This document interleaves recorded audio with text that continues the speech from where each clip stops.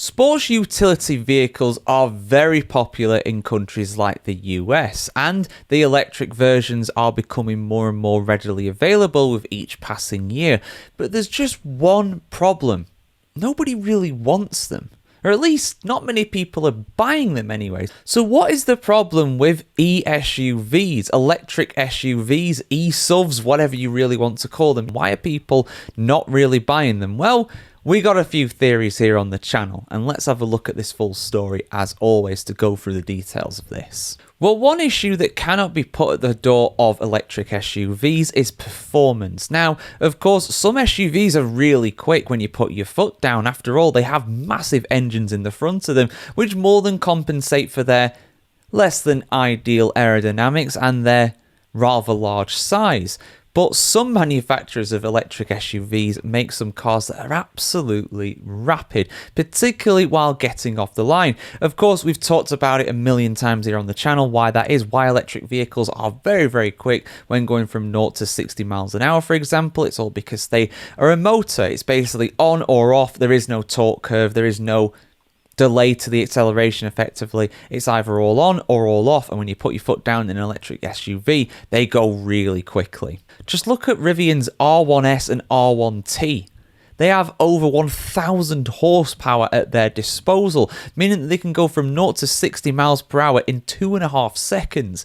Even some of the fastest supercars on the market struggle to match that pace over that small distance.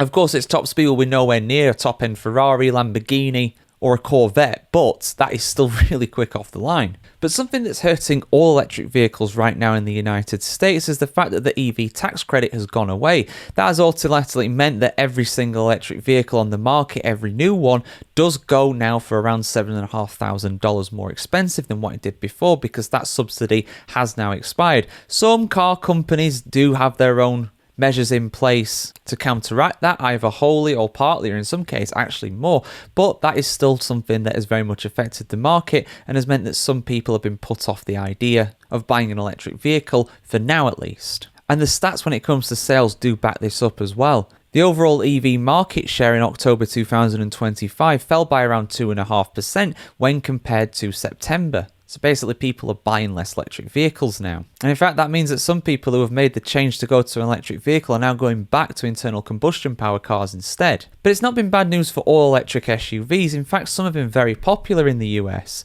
Take, for example, the Mercedes-Benz G580, the electric version of their classic G-Class. That has been doing really well. The sales for that have been very positive. But that's a relatively isolated case. So why are electric SUVs not particularly popular in the US? Well, it all comes down to two reasons essentially. The first one is that you need a garage, or a garage as people in the US say. You need somewhere to store it. It's a very expensive piece of kit. You don't want to be leaving it out on the driveway. And if you don't have a driveway, you really don't want to be leaving it out on the street either. Some of these electric vehicles, particularly something like a Mercedes G-Class, that is going to go for $100,000. If not a lot more. So you need somewhere safe to be able to store it. And the second thing as well is that you need a charger. Now, electric SUVs here in the UK, for example, are actually quite popular, I would say. They're not on the same level as internal combustion power cars, but in terms of the sales figures, in terms of what I personally see out on the road, I'm getting close to seeing a 50-50 split in terms of combustion powered electric.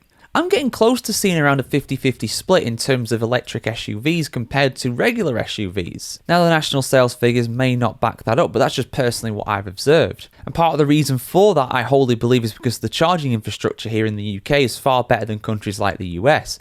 Don't get me wrong, we've got a long way to go. We're not exactly out of the woods when it comes to that yet, but compared to the US, a lot more people have home chargers to be able to charge their e-SUV at home, rather than do so publicly. And if you are having to do so publicly, there's far more charging infrastructure as well.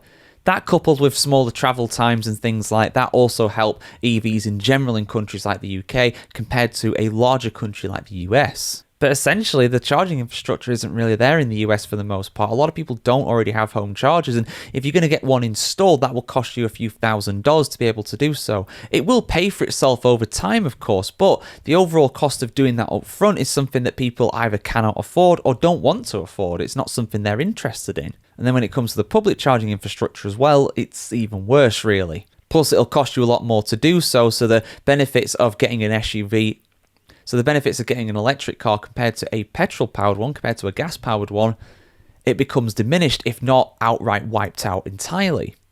So yeah, just some thoughts there, guys, on SUVs. So yeah, guys, just some thoughts there on e-SUVs and why they've not been the most popular really in the US. Do you concur with these findings? I want to hear what you have to say in the comments below. As always, guys, like, share, comment, subscribe. As always, have a fantastic day wherever you are in the world today, and we'll see you very soon.